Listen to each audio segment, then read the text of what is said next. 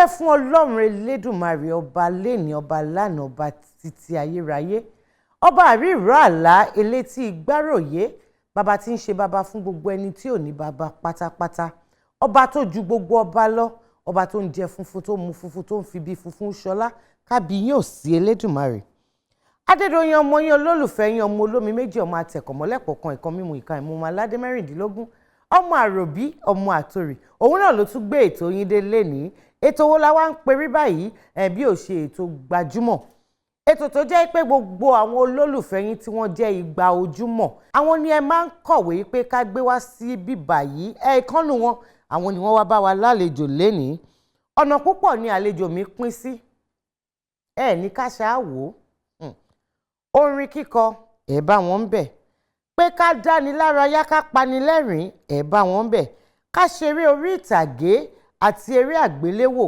ibẹ̀ náà lẹ ti máa bá wọn ká wá kọ ìtàn tó mọ́gbọ́n wá tó móríwú ibẹ̀ lẹ ti máa bá wọn kí wá ló dé àwọn nìkan ni ẹ jẹ́ àwa bí wọn o nǹkan tí wọ́n rí lọ́bẹ̀ tí wọ́n fi wá rọwọ́ tí wọ́n bá ti wọlé nísìnyí gbogbo ìbéèrè tẹ́ rán èmi Adédoyin gbogbo ẹ̀ ni mo ti ṣetán láti bí wọn ó yá ẹ jẹ́ ká àlejò mi máa wọlé bọ̀ ètò gbajúmọ̀ ó ti bẹ̀rẹ̀ báyìí.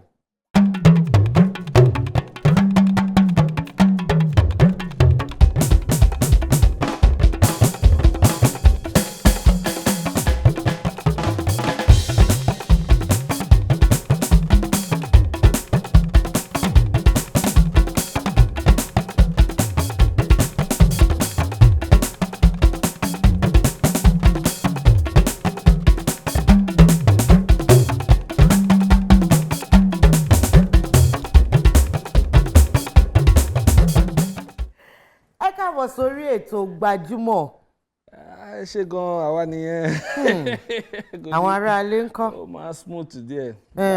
Àwa náà rí bẹ́ẹ̀ àmín àmọ́ ẹ jẹ́ kí ojú kojú ẹ mọ̀ pé tó lólùfẹ́ bẹ́ẹ̀ ni olólùfẹ́ méjì bá ti ríra wọn ó yẹ kó ṣe kí ni.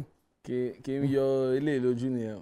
ẹ ṣe ojú wa ti ṣe mẹ́rin báyìí ẹ kí àwọn olólùfẹ́ yín nílé o. Ẹ̀yin èèyàn mi ẹ kú dédé wòye o ṣé dáadáa la bá yín o báwo ni ilé o ṣọ́pọ̀ ọkọ̀ òjèpo. Ta ni àlejò wa lórí ètò lénìí gan-an? orúkọ mi ni Dáre ọmọ Fàsásí but nítorí nǹkan tá a máa ń ṣe àwọn èèyàn wá ń pè ní Baba Dee so Baba Dee yẹn ló jẹ́ orúkọ táwọn èèyàn mọ̀ ju Dáre mo mọ̀ ṣàbọ̀ Dáre Fàsásí náà ti pẹ́ bíi Baba Dee so. Baba Dee báwo ni ẹ ṣe kékeré yín àwọn iléèwé wo lẹ lọ ilẹ̀ kà. mo kàwé díẹ̀ mo lọ sí secondary school then mo tún wá lọ sí university then mo tún wá ṣe MA program níbẹ̀ so mo kàwé níbí báyìí. iléèwé wo ni ní secondary school mo kàwé ní Èkó ní Àwórì Ajérọ̀mí grammar school mo wá lọ sí University of Ibadan bẹ́ẹ̀ mo ti ṣe diploma in theatre arts then mo tún wá ṣe degree in theatre arts mo wá major ní directing àti so lẹ́yìn ìgbà yẹn náà mo ti wá further pẹ̀lú àwọn course kan tó jọ mọ́ theatre film production àti gbogbo ẹ̀ so ibi tí mo kàwé dé nìyẹn. ibi tí ẹ kàwé dé nìyẹn a mọ̀ pé jẹ́mọ̀ pé lẹ́ẹ̀kan mo ní ẹ fẹ́ lè pín sí bí ọ̀nà mẹ́rin ẹ̀ ń kọrin ẹ̀ ń ṣe eré orí ìtàgé ẹ̀ ń ṣe eré àgbéléwò ẹ̀ tún ṣe olùdarí àbí bẹ́ẹ̀ kọ́ báwo ni ìrìn àjò yẹn báwo ló ṣe bẹ̀rẹ̀. well díẹ̀díẹ̀ náà ni mo kọ̀ rí pé nǹkan tí mo kà ní iléèwé gangan theatre arts ni so ìyẹn ti jẹ́ pé iṣẹ́ tí mo yàn nìyẹn tí mo ti lọ kọ́ ní school orin yẹn náà mo ti ń ṣe kí n tó lọ ka theatre art yẹn orin yẹn actually bí mo yẹ bẹ̀rẹ̀ wọ́n máa ń ṣe nígbà yẹn DP Lekki ó ní competition kan tó máa ń ṣe ní gbogbo Nàìjíríà gbogbo artist tó yẹ pé wọ́n ṣẹ̀ṣẹ̀ ń bẹ̀rẹ̀ olórin tó bá ṣẹ̀ṣẹ̀ ń bẹ̀rẹ̀ a máa submit demo wa wọ́n máa wá yan wọ́n máa gbọ́ over fún àkókò ìgbà kan wọ́n máa mú bí àwa díẹ̀ wọ́n máa ní ká lọ kọrin ní Lekki nígbà yẹn so wọ́n á mú mi mọ́ wọn so bọ́lọ́run dẹ̀ ṣe fẹ́ mo dẹ̀ kọrin wọ́n wá fún mi ní prize pé èmi ni mo win ní gbogbo ẹ̀. So ibẹ̀ ni mo ti bẹ̀rẹ̀ orin kíkọ, ibẹ̀ ni wọ́n ti sign mi sí Premier, mo dẹ̀ ti ń ṣe díẹ̀ títí dìsìn. Eléyìí ti wá tó bí ọdún mélòó? Actually 1995 ni ìyẹn ṣẹlẹ̀. But before 95 yẹn mo ti ń kọrin, but 1955 yẹn ni competition Lekki Sun Splash yẹn nígbà yẹn. Kí wá ní àkọlé àwo tẹ́ ẹ kọ́kọ́ gbé jáde àti pé ọdún wo lẹ gbà àwo náà jáde? Okay, now ní 1995 yẹn tí mo win competition yẹn wọ́n actually wá fún mi ní record deal. So a bẹ̀rẹ̀ sí ṣe record yẹn, but record yẹn ò lè jáde títí di 1996. Yeah, ni record yẹn jáde. Wọ́n pè ní Most Wanted, Baba Dee. Bẹ́ẹ̀ ni mo ti kọ yíwá rẹ̀ padà, your baby change your life.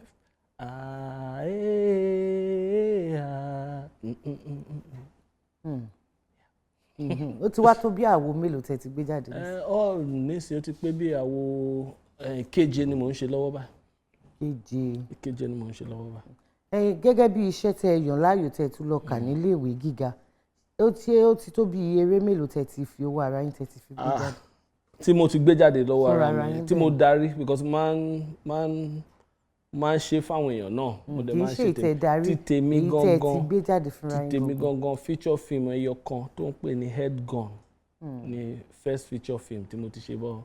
Mo ti ń try láti máa ṣiṣẹ́ on other ones. Ìgbà wo lẹ gbé yẹn jáde? Bí ó fẹ́ máa pọ́dún méjì báyìí tá a ṣe Head Gun yẹn. Ó ti pọ́dún méjì. Comedy la dẹ̀ fi ṣe. Àwọn òṣèré púpọ̀ tó wà ní Nàìjíríà gbogbo náà wọ́n kópa, because nígbà yẹn wọ́n tí máa ṣe bẹ́ẹ̀ yẹn, because a kó gbogbo èèyàn pọ̀. Ó dẹ̀ make sense. Gbajúmọ̀ lètò, ètò ní Gbajúmọ̀. Baba Dee, àwọn olólùfẹ́ yín wọ́n ní àwọn ọ̀rọ̀ táwọn fẹ́ bi yín. Àwọn tó lọ́rọ̀ wà, àwọn tí wọ́n dẹ̀ fẹ́ kí yín, àwọn náà wọ́n wà. Abala yẹn la yà sọ́tọ̀ fún ẹ̀yin àti wọn. Òun là ń pè ní ojú abẹ. Ojú abẹ. Bẹ́ẹ̀ ni. Ìyẹn mi pé surgery náà fẹ́ ṣe yẹn. Ṣé ó yẹ ká sojú abẹ ń kó? Ó yẹ ẹjẹ́ àlọ́. Ẹjẹ́ àsọ. Orúkọ mi ni Ṣẹ́gun Ṣokoti, Island la wà, Lagos Island. Àárọ̀ mi ni àdúgbò tá a wà yìí. Baba Dee, long time, ó ti pẹ́ o. Àwọn tí fans yìí a máa ń gbádùn yín gan, but ẹnjẹ́ mẹ́ta yà á rí nǹkan kan nígboro. It has been a while.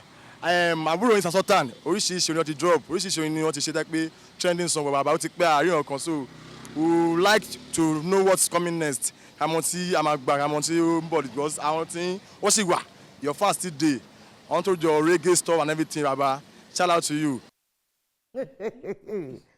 Ó yẹ dá wọn lóhùn. Actually ìṣẹ́rí tí ọba ti ń ṣe nǹkan púpọ̀ náà wá láti máa yọ táìmù fún gbogbo nǹkan tó ń ṣe. Èmi gan mo mọ̀ pé láti ó jẹ́ music yẹn mo concentrate mọ́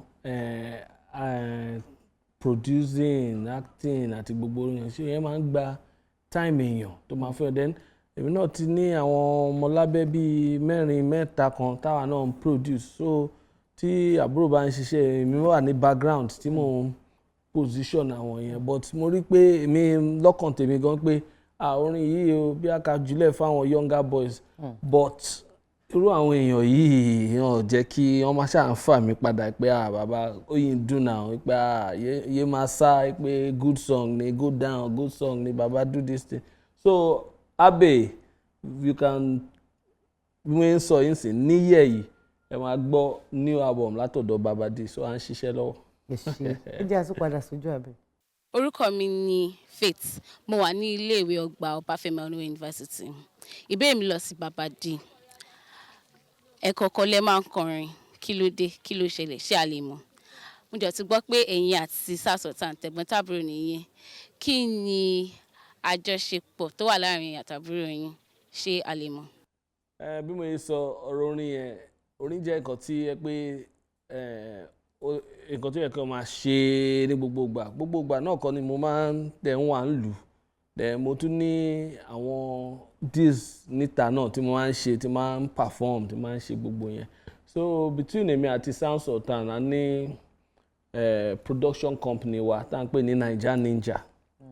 So Naija Ninja yẹn a ti ń bá bọ̀, òun láti a máa ń ṣe event a máa ń ṣe show ńláńlá táwọn èèyàn máa ń wò, a tún máa ń ṣe film, a tún máa ń ṣe consultancy fáwọn èèyàn, then a tún máa ń manage artist tiwa náà, so iṣẹ́ púpọ̀ ni wá ń ṣe gbogbo orú nǹkan yẹn tó bá wà ń ro, kò ṣe gbogbo ìgbà náà la máa but àwọn fans tán máa ń sọ pé bàbá we need this thing, ẹ jáde ẹ gbé nǹkan wá, ẹ jẹ́ ká rójú yín, ẹ jẹ́ ká nítorí titi yín mo ń sọ níyẹ̀ yìí màá tún gbé nǹkan jáde. Àwọn ipa tẹ máa ń kó nínú ká máa panilẹ́rìn-ín, ká máa ṣègbẹ́, ká máa ṣàwò, ṣé àwọn kìíní èyí lẹ máa ń kọ́ fúnra yín àbí èèyàn kan á kàn lè ti dúgbé wá ó dà ó yẹ kí n lè kópa nù ẹ̀, ṣé bó ṣe máa ń lọ nìyẹn. A máa bí bákan méjì náà ni gbogbo ẹ̀, a máa ń kọ tiwa, ó ní ti tá a bá ti kọ tó jẹ́ ti tiwa a máa gbé síta, then àwọn èèyàn náà máa ń pè wá pé kíní Baba Dee ló máa lè ṣe o, ẹ jẹ́ ká pe Baba Dee kó bá wa ṣe, so bákan méjì ni gbogbo ẹ̀. Ṣé ẹ ti kópa nínú eré Yorùbá kankan rí? Unfortunately mo ti ṣe Yorùbá production kankan rí, kò ń ṣe pé mo fẹ́ ṣe o, but unfortunately mo ti ṣe Yorùbá production kankan rí, but nínú pé kọ́ máa fi Yorùbá ká máa fi make rhyme ká máa fi kọrin ní Nàìjíríà, ó wà lórí rẹ́kọ̀dì pé hip hop ẹ̀ èmi ni màá kọ́kọ́ ṣe àwo pẹ̀lú fídíò tó máa gbé síta, òun dẹ̀ ni trend tá à ń bá lọ nísìn ní Nigerian music, because àwọn èèyàn wá ti rí ìgbà tẹ́mi ṣe yẹn 96 ni mo gbé jáde, òun náà ni mo kọ níbẹ̀rẹ̀ náà, ayé wá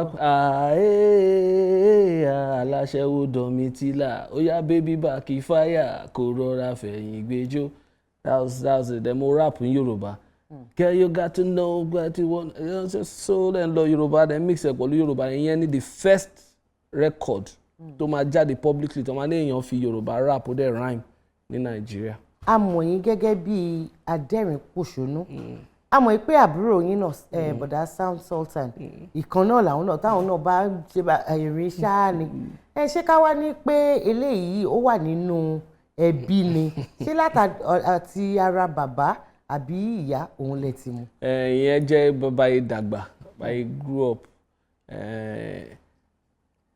ó rọ pé tí gbogbo èèyàn bá ní nǹkan tó similar, even àbúrò wa tí òun ṣe musician náà bóun náà ṣe rí nìyẹn, a máa ń ní báyìí máa ń sọ̀rọ̀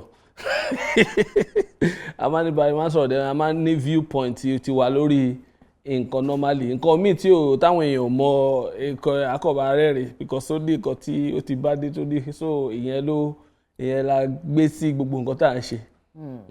Life is easy, ká má múlé ayé le ká má múlé ayé kókó, ká má múlé because a bá múlé gba ẹni oríṣiríṣi nǹkan máa wọ̀, gbogbo nǹkan kò sí nǹkan tí Ọlọ́run ń ṣe nǹkan kan máa fi ayé ọpẹ́ lẹ̀, so gbogbo nǹkan ní funny side ẹ̀. Ẹ̀yin gẹ́gẹ́ bí òṣèré tó tún ṣe bí ẹni fara pẹ́ àwọn onígẹ̀ẹ́sì púpọ̀ díẹ̀, ṣé ipa kankan ti wà tí wọ́n ní kẹ́ kó tó ṣe bí ẹni fẹ́ gbòyìn díẹ̀? Fẹ́ gbò mí, èmi ṣẹ́rí ti ká ṣeré yẹn mo ti kọ́ ti ìwé mọ́, apart from mi pé nǹkan tí mo fẹ́ ṣe nìyẹn, mo ti kọ́ ti ìwé mọ́, so tá bá ti pè wá fún iṣẹ́ yẹn àá náà máa gbéṣẹ́ yẹn lọ bí homework, a máa wò dáadáa pé tá bá ti bọ́ síbẹ̀ wọ́n bá ti tọ́ná kò sí story mọ́, iṣẹ́ la wá ṣe àdè máa ṣe straight up, so most of the time tó bá ti jẹ́ nǹkan tó yẹ pé a ti mọ̀ ń pa ẹ̀ tẹ́lẹ̀ àá náà ti máa ṣe research ti wá pé òkè bí èèyàn yìí ṣe ń sọ̀rọ̀ rẹ̀, bí èèyàn yìí ṣe ń ṣe, ó láwọn míì tí wọ́n ti ṣe tẹ́lẹ̀ tí bóyá wọ́n wá fi bírèkì sí, kò tí bírèkì yẹn wá tó bí 3 months 4 months wọ́n máa ní ká padà wá ṣe, wà ní ẹ dúró ẹ fún wa léyìí tá a ti ṣe náà because ẹlòmíì lẹ lè lọ rí ń bẹ̀ ẹ jẹ́ ń wo èèyàn yìí bó ṣe ń ṣe, so màá tún wá padà sí lágbára Ọlọ́run tí wọ́n bá ti mọ̀ pé òkè ó ti ṣiṣẹ́ ẹ̀ sẹ́yìn ó ti wá bọ́ síbẹ̀ ó máa lọ ni. Kí ni àwọn nǹkan mẹ́ta tí Baba Dee máa ń wò kí wọ́n tó gba ìwé eré? Mo máa ń wo kí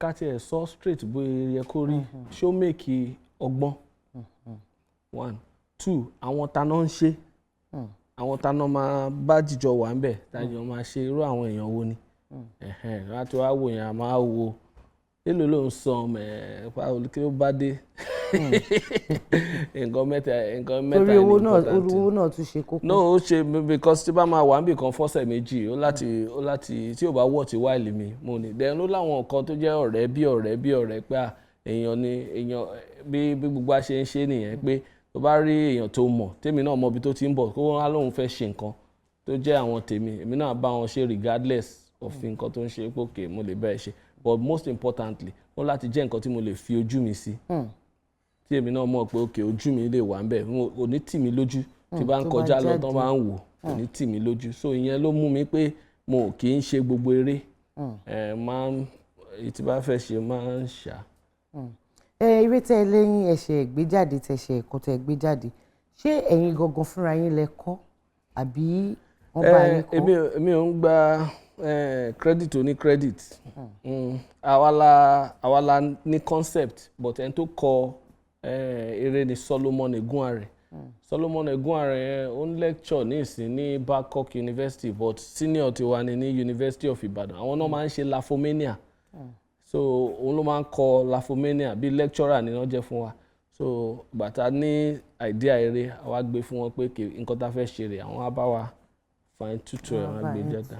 Gbogbo ẹ̀yin olólùfẹ́ Baba Dee pátápátá lọ́kùnrin lóbìnrin mo lérò pé mo ti gbìyànjú láti bá yín béèrè àwọn ìbéèrè tó wù yín láti bí wọ́n ṣé nǹkan míì wáyé wà tẹ́ fẹ́ béèrè lọ́wọ́ wọn ẹ wo nọ́mbà àti àdírẹ́sì tó hàn ní ojú amóhùnmáwòrán yín báyìí ẹ fi àwọn ìbéèrè ẹ fi ránṣẹ́ tó bá jẹ́ pé ẹ fẹ́ gbóríyìn fún wọn náà ni ó yá bó dẹ̀ jẹ́ bùn lẹ fẹ́ fún Baba Dee ó ti yá àdírẹ́sì wà mẹ́ta wọ́n ti wá sí orí ètò lẹ́ẹ̀kan sí báyìí lágá la máa gbélé wọn lọ́wọ́ ló bá máa di gẹ́gẹ́ ṣe gẹ́gẹ́ Gbajúmọ̀ lètò ètò ní Gbajúmọ̀. Mama jẹ́ kẹ́nìbọ̀dì béèrè pé bó lọ́lọ́run mi wà o no put me to shame o ẹ jọ̀wọ́ bàbá o answer my call o mama jẹ́ kẹ́nìbọ̀dì rí tèmi wí kọ́ má rí tèmi sọ o I look up to you o answer my call o. Ẹ̀yin mi nílé orúkọ mi ní Adékúnlé Gold ọmọ yín àbúrò yín ànẹ́gbọ́n àwọn kan Gbajúmọ̀ lètò ètò ní Gbajúmọ̀ ẹ má gbé kúrò ń bẹ̀ a nífẹ̀ẹ́ yín thank you. Baba Dee ó ti parí. kò ì parí abala kan la ṣe tán yẹn ó tún kù abala míì abala ìta wa fẹ́ wọ̀ yìí èyí tá a fi ń dára wa lẹ́kọ̀ọ́ nípa àṣà ìṣe àti èdè Yorùbá ni. mo dẹ̀ good nìyẹn. èmi náà mo mọ̀ pẹ̀lú bẹ́ẹ̀ ọwọ́ tẹ̀tí ẹ̀ gbé wọlé mo mọ̀ pé nǹkan tẹ̀ mọ̀ dáadáa ni. ẹ wo ṣùkú tó wà ní iwájú èmi àti yìí abala ṣó láyà òun la fẹ́ wọ̀ yìí ìbéèrè 10 ni wọ́n kó sínú ẹ̀ 3 lẹ ní àǹfààní àti mú tẹ́ bá ti wá mú 3 yìí màá kà á fún yín láì gba kọ́bọ̀ lọ́wọ́ yín ẹ wá dá àwọn olólùfẹ́ yín lówó ṣó ti yá. ẹ yànnà. ṣé ẹ fẹ́ mu fúnra yín. ẹ lè bá mi mú ẹ. èmi á bá yín gbé ẹ̀yin á wá mu èmi á bá yín gbé ó yá ẹ mu. Ení èjì ẹ̀ta nǹkan ọ̀gbìn. All right.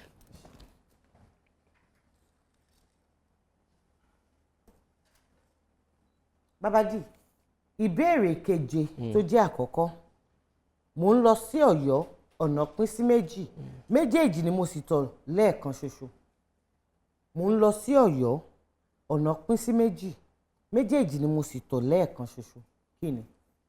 mo lọ sí Ọ̀yọ́ ọ̀nà pín sí méjì no idea to be honest no mo ń lọ sí Ọ̀yọ́ ọ̀nà pín sí méjì no kò tiẹ̀ question yẹn gan ò yé mi question yẹn gan ò yé mi ṣé òwe ni àbí àmọ́ kò yé mi pé ṣé nǹkan nìyẹn. nǹkan ni. nǹkan pé mo ń lọ sọ́yọ́ ọ̀nà pín sí méjì méjì mo gbà ẹ̀rọ ọmọ yẹn. Ṣòkòtò ni. Ṣòkòtò mo ń lọ sọ́yọ́. bóyá mo ń lọ Ṣòkòtò ọ̀nà pín sí méjì. n bá sọ yìí kò ń ṣe dandan kó jẹ́ Ṣòkòtò Ọ̀yọ́ lẹ̀ ń lọ ọ̀nà pín sí méjì. àgbà question yìí strong gan. Ìbéèrè 5 tó jẹ́ ẹlẹ́ẹ̀kejì ìdí àrò 4 ni wá ní ìdílé wa kí ni wọ́n ń gbìyànjú àti sọ. ìdí àrò 4. ni wá nídìílé wa tí wọ́n bá ní ìdí àrò mẹ́rin ni wá nídìílé wa kí ni wọ́n ń gbìyànjú àti sọ. Pé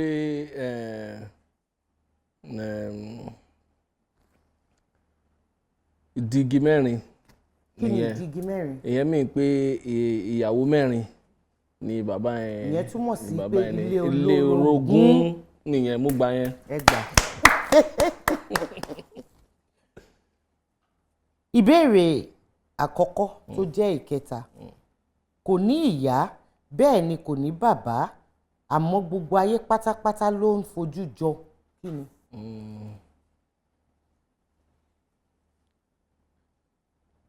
Ìyẹn máa jẹ́ jígí. Kí ni ìdí tó fi máa jẹ́ jígí? Because ẹ là á kó yé wa. Because jígí jẹ́ nǹkan tí gbogbo èèyàn bá ti wò nǹkan tó bá wà ńbẹ̀ ló máa nǹkan tó bá ńbẹ̀ ló máa fojú jọ. So mo gba méjì. Ẹ gba méjì nínú mẹ́ta. Pẹ̀lú ṣáṣá ọkàn yín dẹ̀ ti wá wálẹ̀ báyìí. Yeah, but the first one le gan. Ó le gan bọ̀ àwọn eléyìí adúpẹ́ lọ́wọ́ Ọlọ́run kàn má sọ pé mò ń ṣe Yorùbá. Nǹkan tí mo fẹ́ sọ gan-an nìyẹn torí bí mo sọ lẹ́ẹ̀kan ìdí tá a fi gbé kalẹ̀ òun ní pé a fẹ́ kí àṣà ìṣe àti èdè Yorùbá a fẹ́ kó parẹ́. Kò yẹ kó parẹ́ ó yẹ kí gbogbo wa gan ká máa fi kọ́ àwọn ọmọ wa kó jẹ́ first language wọn ká máa sapá sí i. Ṣé ẹ wá ń ṣe ìlérí fún wa pé eléyìí tẹ́ tún rí lórí ètò yìí tẹ́ bá délé ẹ tún mú lò? Pé èdè yẹn ṣe kókó fún àwa because bí ilé ayé ṣe ń lọ nsìn ó ti jẹ́ àṣà kí gbogbo àwa Yorùbá ká máa sọ òyìnbó sáwọn ọmọ wa nítorí a fẹ́ kán fi lè mọ̀wé ní school but kíní yẹn mo wá rí pé ó ti ń kó bá wa nsìn because àwọn ọmọ gan ò gbọ́ Yorùbá mọ́ bí eré dẹ̀ ní kíní ṣe máa ń bẹ̀rẹ̀ tó pé ní ọdún tó ń bọ̀ ó máa di àṣà káwọn ọmọ má lè sọ Yorùbá mọ́ ń làwọn bàbá náà wà ń bí báyìí tí Yorùbá gan tá à ń so ó wà very very important nǹkan tó ṣe kókó ni kí gbogbo wa ká má fi ṣe akọ ká má fi ṣeré and láti kọ́ àwọn ọmọ wa ní èdè because èdè òun ni kí la máa pè òun ni okùn tó so culture àṣà òun lókun tó so tá bá ti gé kúrò a ti sọ àṣà wa nù a dẹ̀ ti sọ gbogbo nǹkan tó jẹ́ ti wa nù nìyẹn so èdè yẹn ṣe kókó. Ẹ ṣe gbogbo ìtẹ̀tí ẹ sọ yìí ó jẹ́ kí inú mi dùn nítorí mo mọ̀ pé ẹ̀yin á jẹ́ èèyàn kan tá a lọ sí àárín àwọn èèyàn tá a lọ sọ fún wọn pé ṣé rí èdè àti ìṣe àti àṣà Yorùbá a gbọ́dọ̀ jẹ́ kó parẹ́. Rárá. Gbajúmọ̀ lètò ètò ní Gbajúmọ̀. Baba Dee abala mi ló tún kàn báyìí. Ó ga gan ìbéèrè yìí náà ni o. Báyìí Baba Dee abala tó kàn ní ìsìn abala Gbajúmọ̀ ń jó òun la pè é. Ó yá náà. Ṣó ti yá? Ó yá náà. Àmọ́ kẹ́ ẹ mọ̀ pé ìbéèrè tún máa wá lẹ́yìn ẹ̀ o. Ó yá ọkàn yín ti balẹ̀ ń sìn. Ẹ bá ń gbóhùn sókè èmi àti Baba Dee fẹsẹ̀ wá.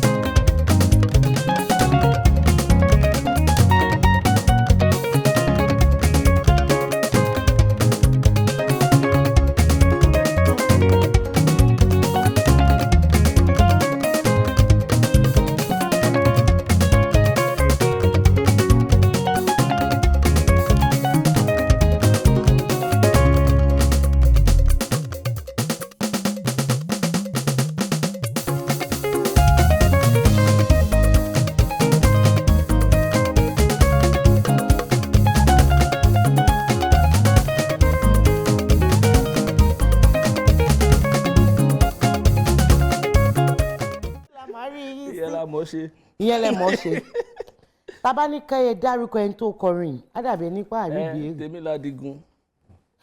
Tìyín Ládìgún Àbọ̀lọ́rẹ́. Ó dà kí ni wọ́n pe àkọlé àwo yìí? Debut album ẹ̀ ló wà. Kí ni wọ́n pe àkọlé ẹ̀? kí ni title album nice o ẹ dúró title album nice. Ṣé kí n sọ title orin mẹ́rin fún yín náà ẹ̀ àbí title gbogbo àbọ̀ lẹ́fẹ̀ẹ́? bẹ́ẹ̀ ni àkọlé àwo yẹn gangan. Nice. Nice ló pe album title album. Lẹ́dẹ̀ sọ báyìí ló dá ṣáká. Nice ló pe album nice náà kọ síwájú ẹ̀. Ibo lẹ fi tradition sí. Ṣe tradition tradition. But nice ló tóbi jù tradition wa kéré la. A dúpẹ́ lọ́dọ̀ Ọlọ́run Baba Dee, a dúpẹ́ pé a pè yín ẹ jẹ́ wa níhò. Lágbára Ọlọ́run àtúbọ̀ máa gbé yín lọ́wọ́ sókè. A máa fún yín ṣe o.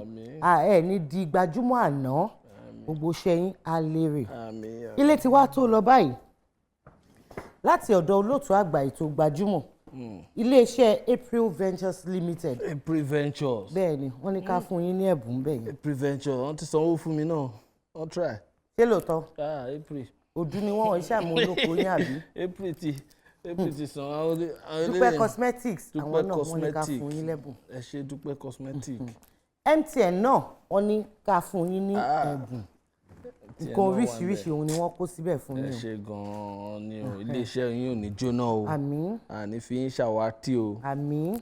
A máa gbọ́ gbajúmọ̀ bí ẹ̀yin náà ṣe ń gbé gbajúmọ̀ wá bẹ́ẹ̀ náà máa gbajúmọ̀ sí. Àmín. Iléeṣẹ́ yín á máa gbajúmọ̀ sí. Àmín. Àní ilé tí yín náà gbogbo nǹkan yín Ọlọ́run á máa fàlùbáríkà sí. Àmín. Ẹ ṣé. Kí ni ẹ wá ní sọ fún àwọn ògo wẹrẹ tí wọ́n ń wò yín gẹ́gẹ́ bí àwòkọ́ṣe? Ìyẹn gangan ni ìyẹn mo máa ń like láti sọ. Ṣé rí Yorùbá a ní nǹkan kan tó ń pè ní ọmọlúàbí culture. Ṣé rí ọmọlúàbí culture yẹn ìyẹn ló ta wá yàtọ̀ sí gbogbo àṣà tó kù láyé. Ọmọlúàbí culture ní pé èèyàn tó bá jẹ́ ọmọlúàbí wọ́n á béèrè pé ọmọ ilé ìtanilé ọmọ bàbá talélé ọmọ nítorí ẹ̀ là kí n ti ọwọ́ bọ nǹkan tó máa mú ìtìjú wá sí. So kó má di nǹkan tá a gbà kó má di nǹkan tí ọ̀làjú ó wá ń jẹ́ ká ṣe. tó bá rí èèyàn tó ń ṣe nǹkan tí ò dáa lẹ́gbẹ̀ẹ́ yín ẹ sọ fún ẹ sọ síta because tẹ́ bá dákẹ́ ẹ̀yin náà part of the problem ni. So ọmọlúàbí culture wa ó lè jẹ́ nǹkan tá a máa dìmú tó máa lọ fọ. àwọn òun ṣe Yorùbá òun ṣe ṣekúṣe Yorùbá ó ní tó bá tẹ̀ nípa àwọn èèyàn kan ń ṣe bẹ́ẹ̀ àgbà láyè nǹkan tá a gbà ẹ má jẹ́ kán gbé wá sáàrin wa àgbà ẹ dẹ̀ má tijú láti sọ pé wá nǹkan tó ń ṣe ò dáa o lè lélẹ̀ má ṣe mọ́. ìyẹn ló máa jẹ́ kí gbogbo wa ṣe kíni ló máa jẹ́ kí ìlọsíwájú gbogbo wa. Ẹ ṣé àdúpẹ́. Ọ̀rọ̀ lẹ ti gbọ́ láti ẹnu olólùfẹ́ yín bàbá wa bọ̀dá wa ẹ̀gbọ́n wa Dáre Fàsásí tí gbogbo wa mọ̀ sí Baba Dee. Ilé tí wàá tó lọ báyìí ayọ̀ ìdùnnú àti àlàáfíà tí a jọ fẹ́ fi àwọn olólùfẹ́ wa sí pẹ̀lú àṣẹ lọ́wọ́ Elédùmarè òun náà la máa bá yín ní ọjọ́ mi ọjọ́ rẹ tí a máa tún mú ètò gbajúmọ̀ wá sí ojú amóhùnmáwòrán yín kó tó wá dìgbà náà ńkọ́ láyọ̀.